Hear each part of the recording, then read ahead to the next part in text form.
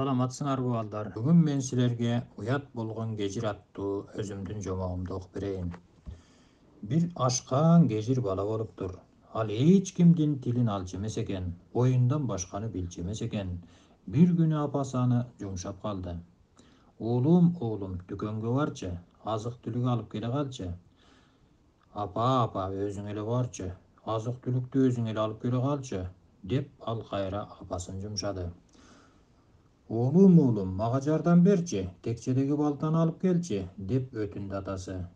Кежир болсо адатынча, ата, өзүң эле жардам берчи, текчедеги балтаны өзүң эле алып келчи, деди да көчөгө чуркады. Анын алдынан бир чоң эне жолукту. Ал калч этип баштыгын көтөрө албай, кежирден минтип суранды. Балам, боорукер болчу, баштыгымды көтөртүп койчу. Өзүң эле көтөртүп койчу, өзүң эле боорукер болчу, деп кежир адатынча тил албай оюнун улантты. Ошол учурда алардын жанына бир карыя басып келди. Ал кежирге ачуулана карап башын чайкады. Чоң эненин колтугунан жөлөп баштыгын көтөрттү. Аңгыча кайдандыр жайдандыр эки кооз чымчык пайда болду да минтип сайрашты.